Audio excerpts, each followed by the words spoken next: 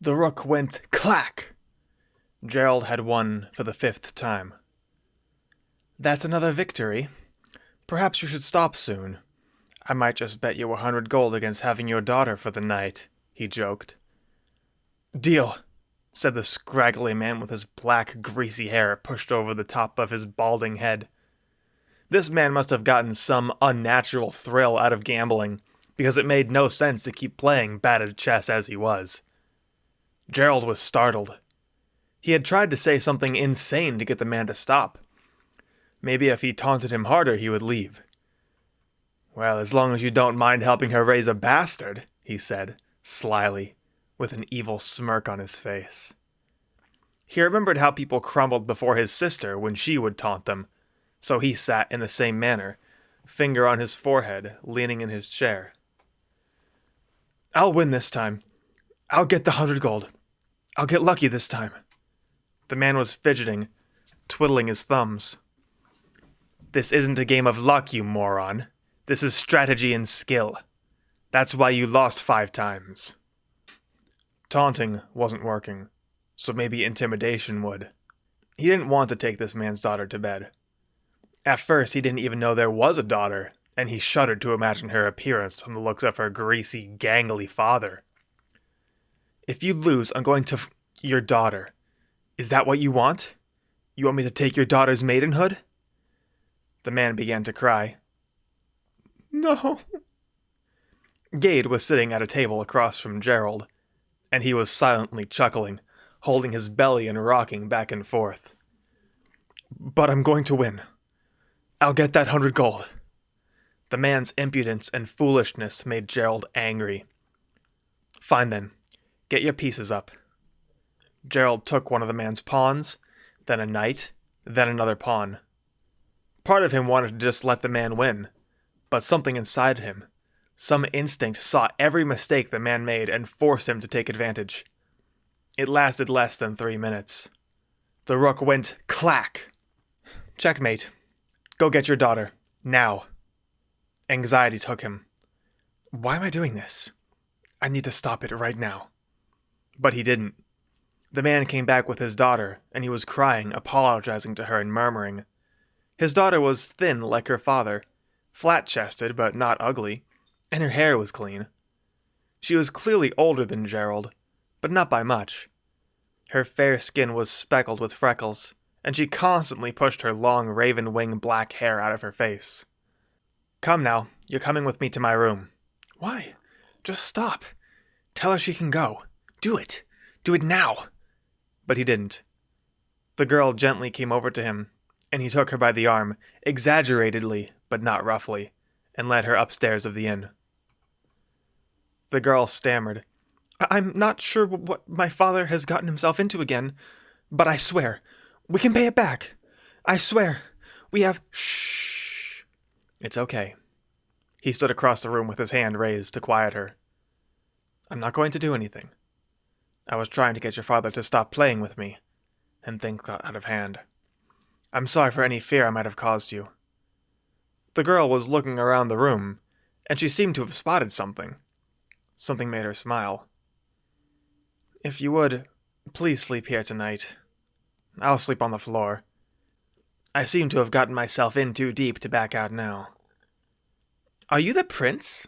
She asked, smiling. He wondered how she could have possibly figured that out. What? A shabby, low-born scoundrel like me? What would make you say that? That sword you have leaning on the bed. That's the royal coat of arms. Red and blue, with the wyvern and griffin. She walked over and inspected the sword.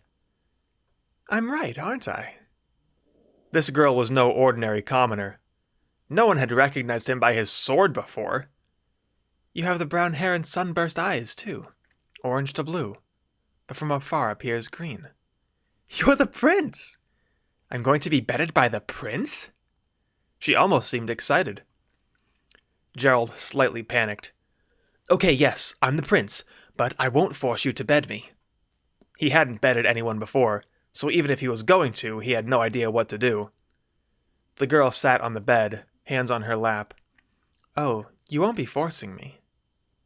What do I do now? He kept his composure. I won't. And if you would, please don't tell anyone who I am. I don't want any more attention. She brushed the wrinkles out of her gown. Well, you have a strange way of staying hidden, she said, giggling. No disrespect, she caught herself. My prince. She was staring at him, shifting her eyes back and forth at his. I hope our child has your eyes. No, stop. I'm not betting you. The more time went on, the more he tried to guess how it would go if he gave in, and that maybe he could figure out how to do it. Are you still a maiden? He wanted to ask. If she hadn't been with anyone, maybe she wouldn't know how betting went either, and he wouldn't embarrass himself. After those thoughts glanced his mind, he was gravely disappointed in himself, and it showed on his face. The girl laughed. Very well, then. I guess I missed the honor. I'm Kyra, by the way, my prince. I'm so rude. Why haven't I introduced myself yet? But then he remembered. I'm Gerald, Prince of the Middle Kingdom, third born of King George. It is lovely to meet you, Kyra. Kyra twirled her hair between her fingers. May I still stay here tonight? It is rather late.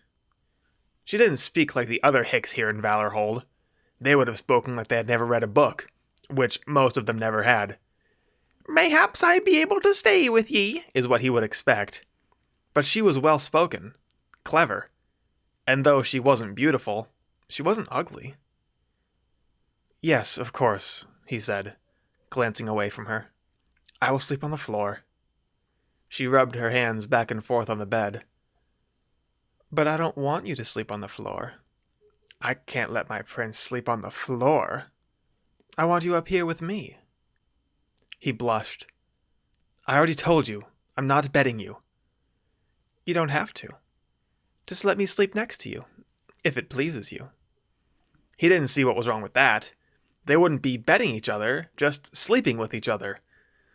Something about that seemed weird to him. He wouldn't be dishonoring her by just sleeping next to her, would he? Though he had heard his sister jesting about some lordling sleeping with a tavern wench, disgracing himself. And his sister was always right. Would he be disgraced if he only slept with her? Fine. I will sleep with you, but no more, he said, with his hands at his hips. Yes, my prince. The two talked for a while, and he learned that she loved books, and that's how she knew who he was. There were no books written about him, per se, but she read about his ancestors and what they looked like, and saw a picture of the family crest. Each hold retained their banners of old from before the Middle Kingdom was unified in centuries past, so not every commoner would know the crest of the royal family.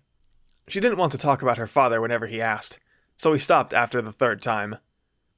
He was softly speaking to her, telling her stories of ancient kings and heroes of old, and he got so caught up in telling the stories that he only realized she was asleep after he asked her a question, so he decided to be quiet from then on. Well, this isn't so bad. True as that may have been, he didn't catch a wink of sleep that night. She had tossed in the bed a little bit, and flung her arm and leg over his body, so she was on top of him for the most part. It gave him a funny feeling, but it wasn't a bad one. At least he didn't think. But that feeling kept him from sleeping. Her arms had more hair than his, but it wasn't coarse or rough. Before long, his arm went numb. He slowly wriggled it out from underneath her and placed it around her waist, his hand on the small of her back. Her hair was so soft and smelled so nice, and her skin was a little bumpy from the cold night. He wasn't cold, though, so maybe that's why she snuggled up to him. He remained there, unmoving until sunrise when Gade opened the door. Gade kept quiet, but gave him a smile and a wink. Gerald quickly shook his head at him, shooting a disapproving glare. He snuck out of bed and grabbed his things. Breakfast was good at this inn. The corn cakes they fried in a skillet were delicious if you placed a fried egg on top and broke the yolk. They used lots of butter, too. Gade was cutting one of his cakes with a fork and staring at Gerald through his eyebrows. So, you seem like you had a good night. Gerald wiped his hands with a napkin and cleaned under his fingernails, still chewing on a bit of corn cake. If you could say that. I didn't sleep a bit. Gade chuckled. That's my boy. Oh, you'll be a scoundrel like me in no time, I'll tell you what. He shoveled a forkful of food in his mouth. Shh! Keep quiet. I didn't do anything to her. We just laid there all night. That's what I'm saying, said Gade, crumbs falling from his mouth. You got laid. That's what that means. Gerald panicked. And that's how babies are made? Gade nodded slowly at him. Oh no. How did that even work? She was only on top of me. Gade began to chuckle again, and choked on his food for a moment. No, stop! Stop laughing! He whispered loudly. What, is it just that our bodies are close to each other? Gade shook his head. I don't know why you keep talking about this. It's normal stuff. Besides, that girl didn't look too fertile anyway, pretty as she was. Even if she's got your seed, it may not take. Seed? What is that? I didn't have any seeds with me. Gade set his fork down.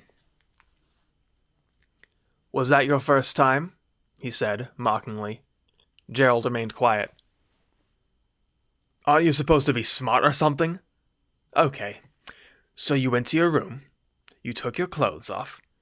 We didn't take our clothes off. Whatever. Okay. So you took your thing and you... Why are you using these ambiguous terms? What thing? Gerald hadn't taken another bite of his food. I think you're making things up just to upset me. Then Kyra came downstairs. Her hair was a little messy, and she gave Gerald a little wave as she left the inn. Gade was leaned on the table. She looks like she had fun. Gade, I just laid next to her. I didn't even kiss her. We had our clothes on. I didn't have a thing or any seeds or anything like that. She slept next to me and I stayed awake. Now tell me, am I going to have a bastard or not? Gade made a face. Well, I guess you didn't have fun then. Listen, if you need me to tell you what to do when you have a girl in your bed, I can tell you. Gerald held his hand up and began to eat his food. They sat in silence for a moment. But why, though? You had a pretty girl in your bed. She seemed to like you when she came down. Didn't you want to just figure it out? He did. No. I can try with my wife once I'm married. I don't have time to be messing around with random tavern wenches. It pained him to call her that. She was nice enough to him, and if he weren't a prince and didn't have duties to the realm, he might have taken her for his wife. As for you, Gade, I won't be having your advice on how to bed women. You're lucky you're good at fighting. That's the only thing you're good at. If I wanted advice or counsel, I would have brought a wizard. And Gade was good at fighting. Gade chuckled. Can't argue with that. If it wasn't for your father's man, I would have won that woven crown. That lad moves so fast. It's amazing.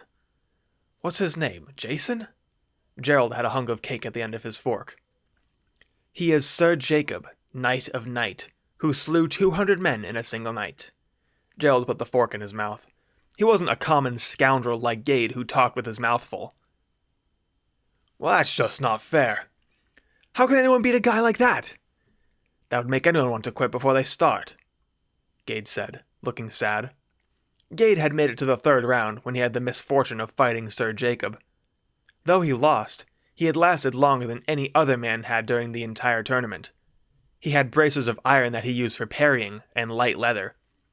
Though leather was little more than another layer of skin to cut through and did almost nothing for blunt weapons, it was light enough and was better than being naked. Gerald had thought that was interesting, so he hired him as his own guard. Gerald waited until he had swallowed and taken a drink of water. Well, this year's tournament is a day or so away. Do you think anyone stands a chance? Gade crossed his arms and shook his head. No way. There are good knights for sure, but none I couldn't beat. And those orders, the wyverns and griffins, they have some scary guys. That big one the wyverns have, he's like a walking fortress in his armor. Hakon something. He began to chuckle. It was funny watching Sir Jacob destroy him.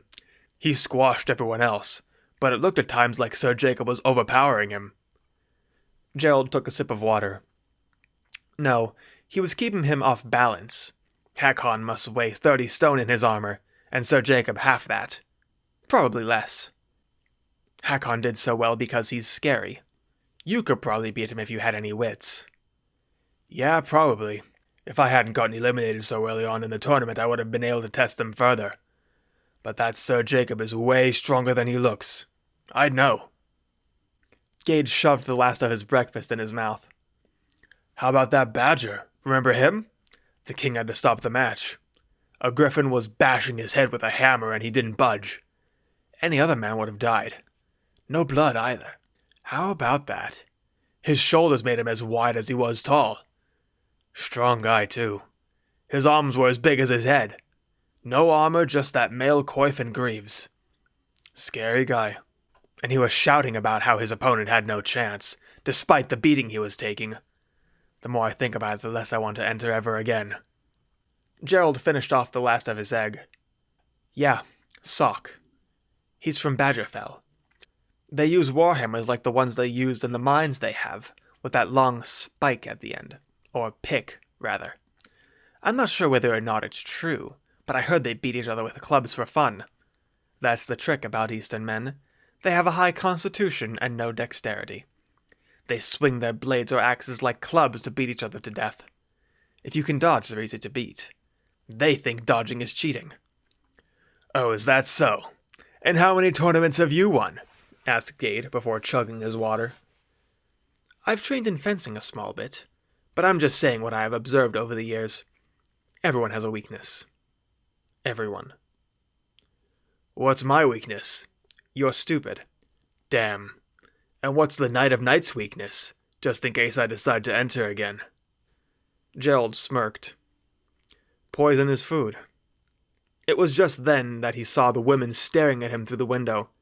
When he looked back at them, they looked at each other, giggling before running off. Well then, I'm f***ed. I wouldn't know where to get poison if you paid me. Gade threw his napkin on his plate. I think we should head out. People are looking at us. And they were. People were whispering to each other and smiling, looking right at him. He got up and walked outside where there was a girl about his age, with a bonnet and a long blonde braid waiting for him. She folded her hands. Excuse me, my prince. Prince? It's gotten out already? How can this be? I hope that you would consider playing a game of chess with my father. Gerald stood there, mouth agape. Then another girl came. She must have been twice his age. And another. And another. And soon he was surrounded. All of them wanted him to play chess with their fathers. Gerald looked back through the doorway at Gade, who was rolling in his seat, laughing. Gade's worthless. I should have brought a wizard. What am I supposed to do now? He forced a charming smile on his face. I will gladly do that when I return from my journey. You see, I'm taking the Corn Road due north on a mission to the exotic lands of Gardenfell. I will see a great many wondrous things and have many stories to tell. A girl earnestly shouted out, When will you return? He might never return. I cannot say. I cannot account for the unforeseen trials I may need to overcome. It saddens me to leave you all here, my darlings, but I shall return for you. But now I must be off. He strutted gallantly towards the corn road, and Gade followed at a distance, separated from Gerald by a crowd of women. He marched out of the city until his entourage stopped following him. Welcome to the Storytime Saturday podcast. I'm your host, TGD. We're back with Gerald again, a fan favorite.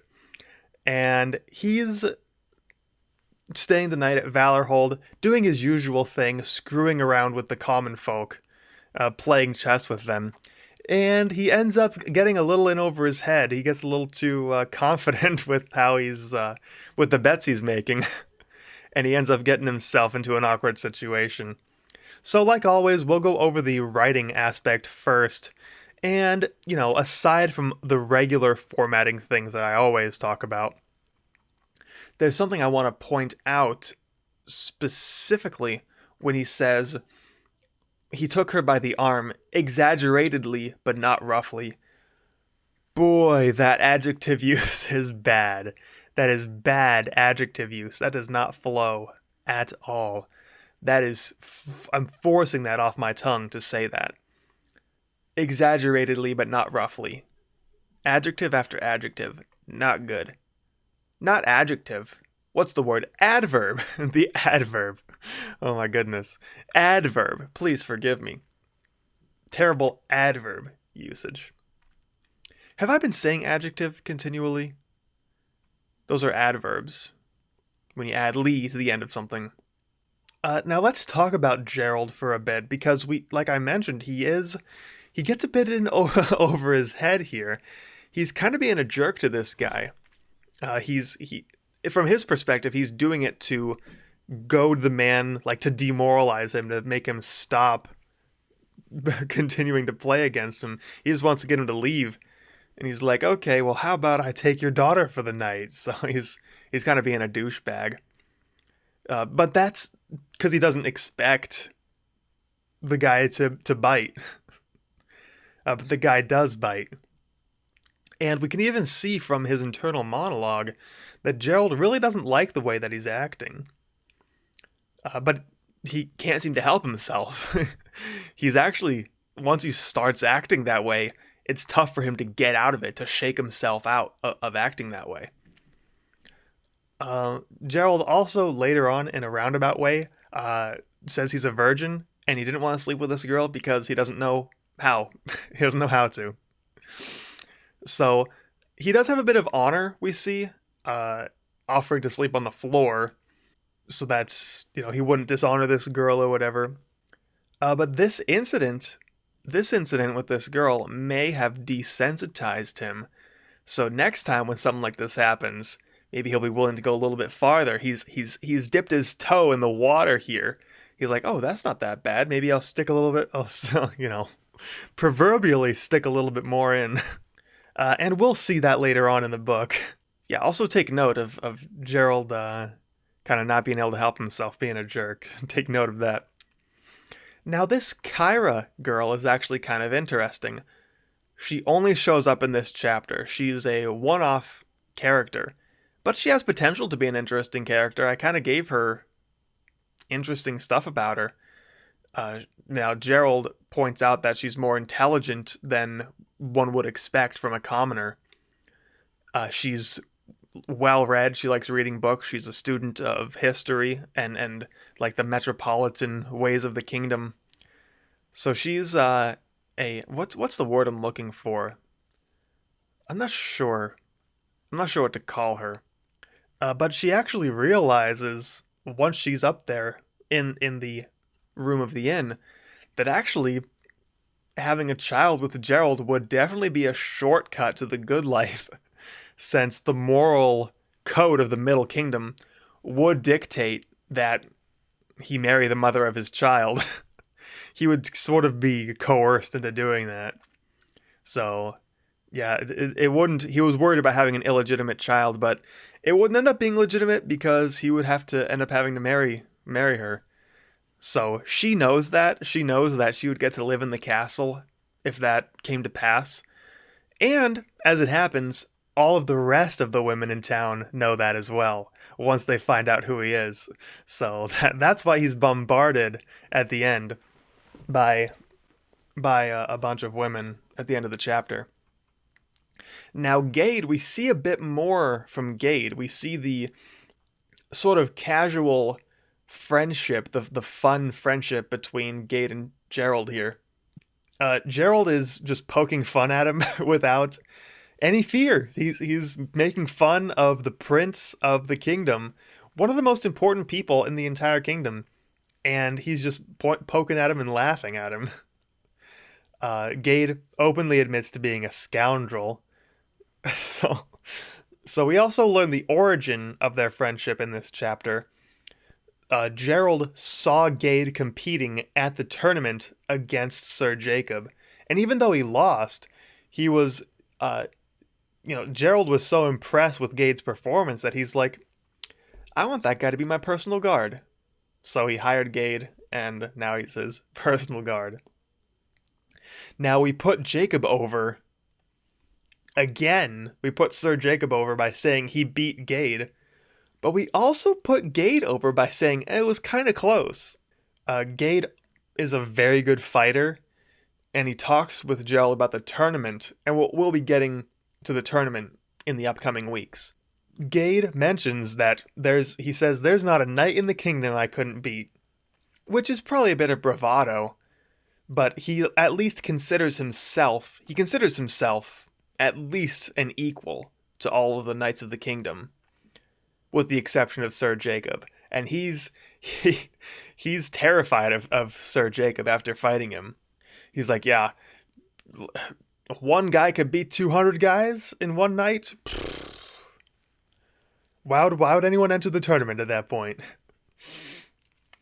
We also learned some lore about Sir Jacob. We don't know. Like, again, this is something about the unreliable narrator. This is like a legend about Sir Jacob that he beat 200 people in one night. Is it true? Is this just a legend?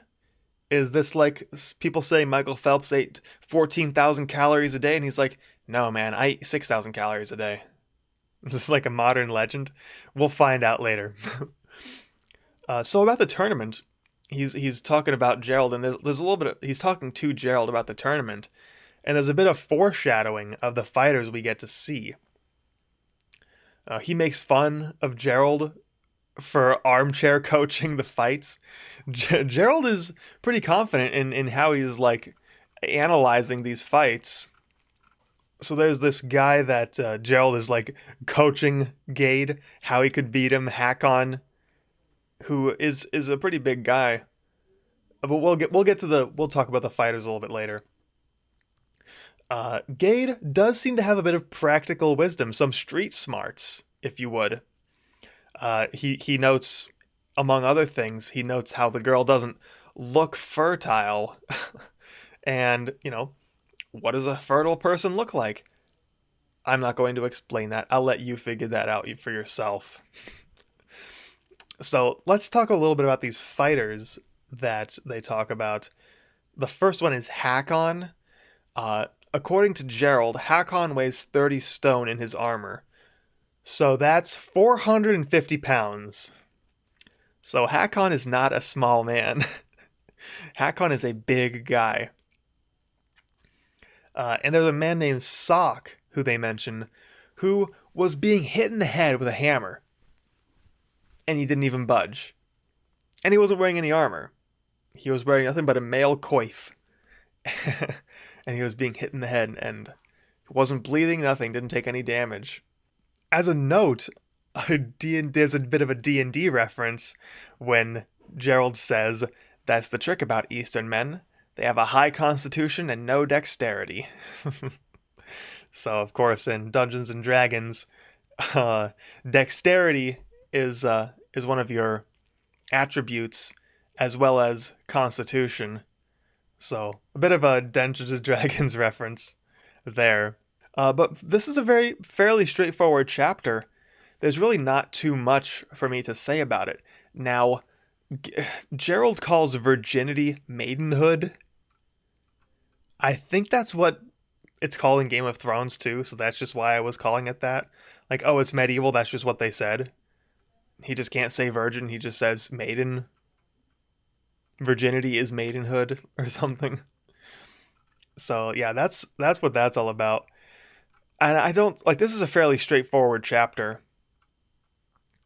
We learn a little bit about Gade, a little bit about Gerald, and their interest in the martial arts in the kingdom. And Gerald has a bit of animosity towards Gade. He points out that Gade's worthless as far as these social matters go. He's getting bombarded by women and Gade's not protecting him. So he's mad about that. He has to sort of get himself out of that situation himself. But yeah, this is a straightforward chapter. Not too much crazy stuff happens here. So really, that's the end. I guess this is one of the shorter ones, only by a minute or two, I guess. Make sure, if you're watching on YouTube, to hit the like button. Make sure you like this video, please. If you're not subscribed, subscribe. Check out some other stuff on my channel, maybe. If you're listening anywhere else, go to my YouTube channel, _Chalice on YouTube. It's kind of hard to find. I'll put in _Chalice in the search bar, and like nothing, the right thing doesn't show up. My channel doesn't show up for whatever reason. But next week, we actually will visit a new character.